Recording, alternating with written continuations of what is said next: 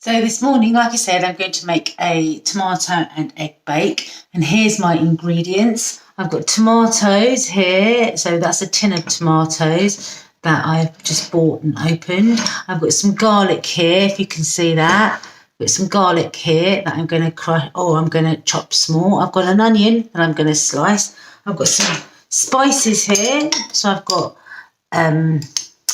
paprika and some cumin.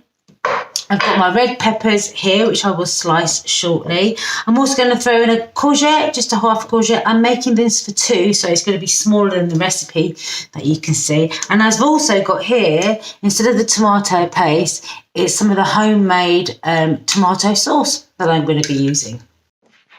It also asks for fresh coriander and parsley. I'm going to grab some parsley out of the garden shortly. Coriander this time of year, a little bit awkward to get, but you can add that in. It'll just add some extra flavour. You can also add in some kale or spinach, but I'm going to add my courgette up instead, just to sort of show you how you can mix it up. So here I am. There's my pepper. I'm just going to slice my pepper up as thinly as I can.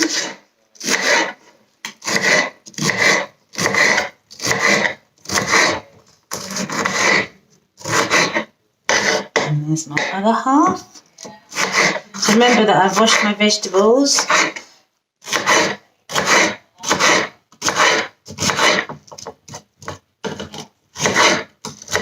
And just to keep it uniform, so there's my pepper. And just to keep it uniform, I'm going to do the same with my courgette. I'm going to slice it as well. So I'm going to put the flat bit down on the thing, on the board, and slice it down.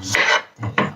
And then what I'm going to do, I'm going to halve it, and again, just slice my courgette.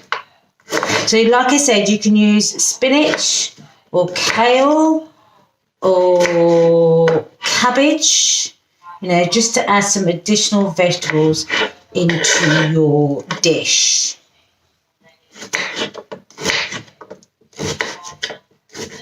I have got some cabbage in the fridge, but we had cabbage last night and I don't know. So there we are. We've got sliced peppers and sliced courgettes.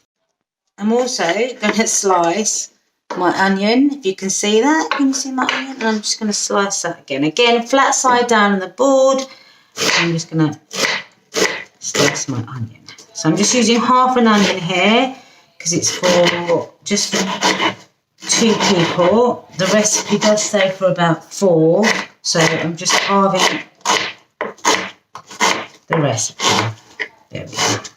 And there's my sliced onion. So I've got sliced onion, sliced courgette, and sliced pepper.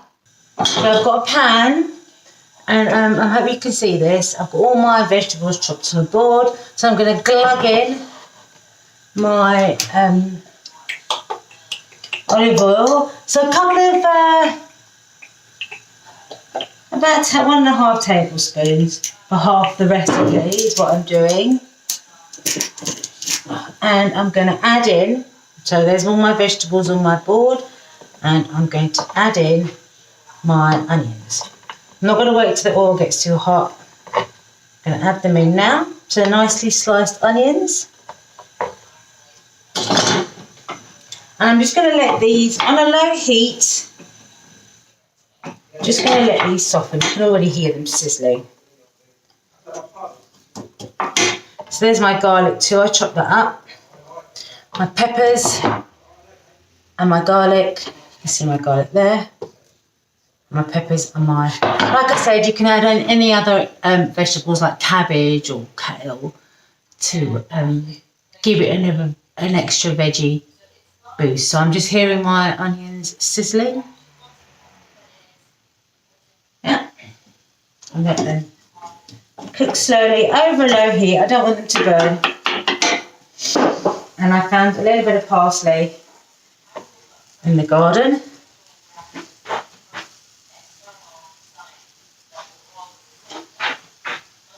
I will add at the end.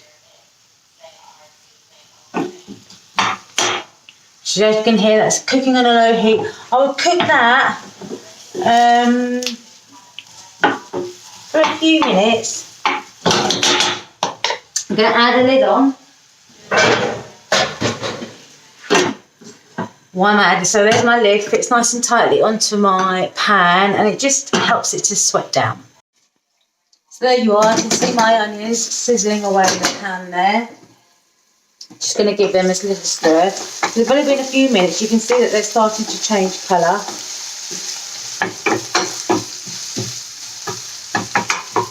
And now I'm going to add a little bit of salt, some pepper,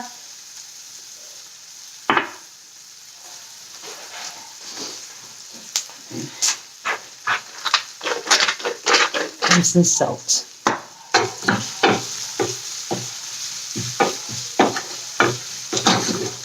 Now I will safely add in my peppers and my courgettes, and again I'll let them just cook out for a few minutes. I'll add my garlic shortly. Put the lid back on. I'm just going to cook this out for a few more minutes, turn it up onto a medium heat.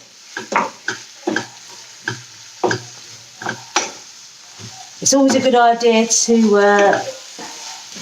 use a pan that's big enough.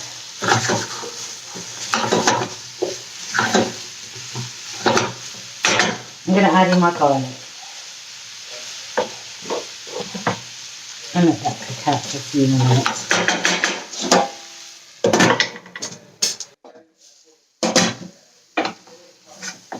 Oh, that smells delicious. So what I'm going to do now this is my puree.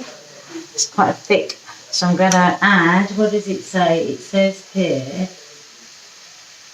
4 tablespoons. So I'm going to add in 3 big bugs, and I'm going to let that cook out.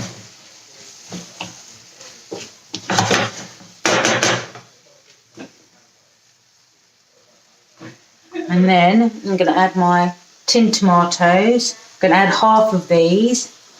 And I haven't blended them. I don't mind if they're big tomatoes. It kind of gives it the extra texture, which is quite nice. And I'm going to let that just cook out for a few minutes.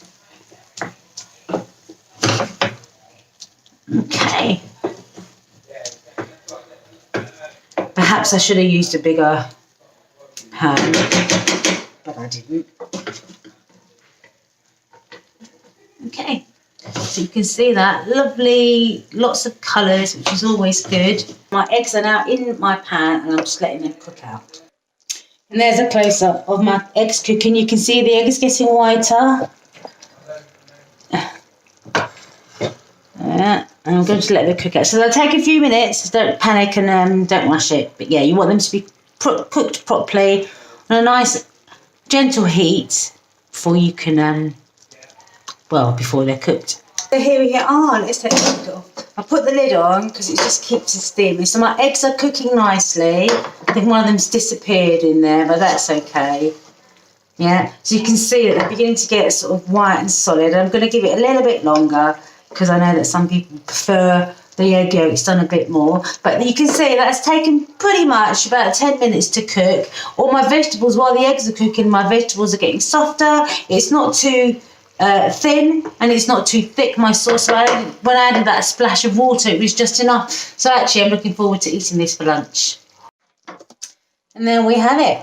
1 egg and tomato bake. Looks yum actually. I'm looking forward to eating this. Can you see that? Lovely.